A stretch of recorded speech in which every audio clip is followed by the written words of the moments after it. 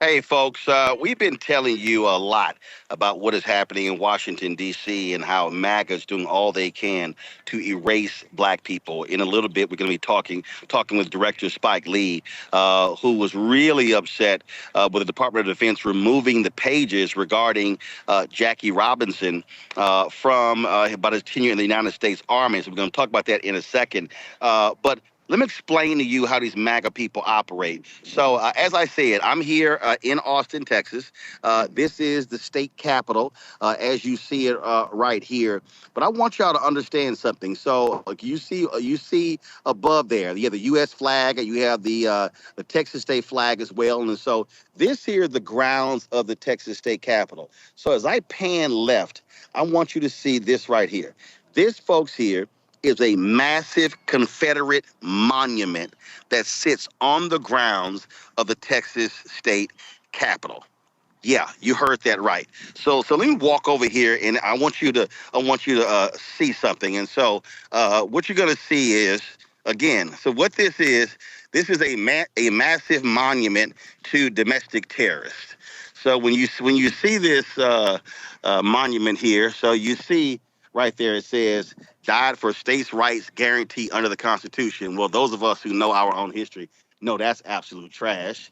We know this it was about slavery. And so you see up there how they first say it says Southern Confederacy formed by following states withdrawing from Union, South Carolina, December 20th, 1860. South Carolina, of course, was the first state to succeed from the Union over the issue of slavery. Anybody who actually read their document of succession knows it was about slavery. Excuse me. So you go around here, and so what you're gonna see is you're gonna see on this side here, you see these are all the battles as well. So you see up here, Mississippi, January 9th, Florida, January 11th, Alabama, January 11th, Georgia, January 19th, 1861. And so then we go on this side over here.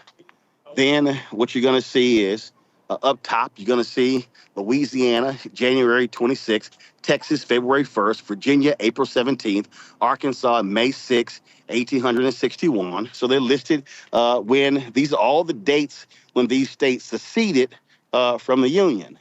Then, of course, you see up here, North Carolina, May 20th, Tennessee, June 24th. Hey, how you doing? Missouri, August 20th, Kentucky, December 10th, 1861. So then, of course, you go over here.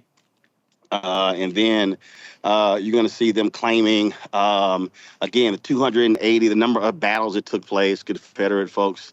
They said were 2,257 engagements, 1,882 of these, at least one regiment took part, a number of men enlisted, Confederate armies. And so understand what we're seeing right here, on the grounds of the Texas Capitol. That means when every single child in Texas, black children as well, when they come to the Texas Capitol. A little bit earlier, I came here to visit some state representatives and some state senators, folks I've known for years. And so I ran into a group of folks from the NAACP. They also had the Black Chamber Day here at the U.S. Capitol. So I ran to them on the grounds. And so these black kids, so when black children come to the Texas State Capitol, they are walking past this massive Confederate monument that you see right here. So these folks, they want to get rid of DEI. They want to get rid of NDC. They want to get rid of historic black figures and female figures. And instead, this is a perfect example of what you're seeing in these formerly Confederate states, where they have no problem with these massive monuments to these domestic terrorists. And let me also remind you, if y'all get Gerald Horne's book, if you get his book on the Texas Revolution, the Texas Revolution set the stage for the Civil War. In the Texas Revolution was all about slavery. It was about slavery. And so when you sit here and you look at when you look at this Texas Capitol, and when you hear folks talk about the Texas Revolution, understand they frame this as about, oh, it was about freedom, and it was all about the battle. No, that's not what it was about. Okay, so again, this here is this monument to domestic terrorists, okay, people who fought in the Confederacy. And of course, it was all about for Texas to be free of Mexico. Texas became its own nation. Mexico had abolished slavery. And so if you go to San Antonio, when you hear the phrase, remember the Alamo, y'all, that's a slave reference. The Alamo, that was a battle over slavery. The battle at San Jacinto, that was about defeating Mexico because Mexico wanted to stop slavery in the places it controlled. And so here you have, there's a hotel literally down the street named after Stephen F. Austin, okay? Of course, they call Stephen F. Austin, you know, the father of Texas. And then you have Sam Houston. Well, here's the fact. The fact of the matter is, here in Texas, those individuals, those settlers, okay, who Mexico allowed to settle the land, they wanted to keep slavery for economic reasons. So I'm laying all of that out to you so you now have an understanding that when we're dealing with MAGA in this country, how they want to stop certain textbooks, when they want to get rid of any number of things, these same people have no problem defending monuments like this. They want to keep these monuments standing.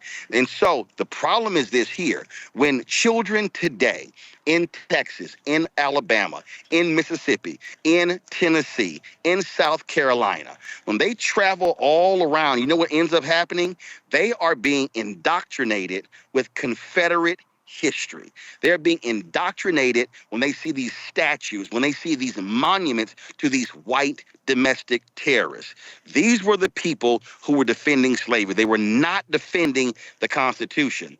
And so even here, okay, and again, I'm a native Texan. And so whenever I see these Texas politicians, when I see them post things like celebrating Texas Flag Day, Revolution, I say, no, I'm reminding people exactly what this all about. It is actually about slavery. And in fact, when you had Rick Perry, when he was the governor of Texas. So Texas A&M plays an annual football game with the University of South Carolina. And so he wanted to come up with something creative, a trophy for that game. So what they did is they came up with a trophy and they named it after a man from South Carolina who fought at the Alamo. And I've said to black players at Texas A&M and the University of South Carolina, whoever wins that game, don't you dare hold that trophy up, because you're holding up a Confederate monument. You're holding up a trophy that is celebrating a man who wanted to keep black people in slavery. He died at the Alamo. He was not interested in black freedom. He was interested in white freedom and to continue slavery. And so what we are facing here in this country, we're facing MAGA and others who desperately want this history to be told.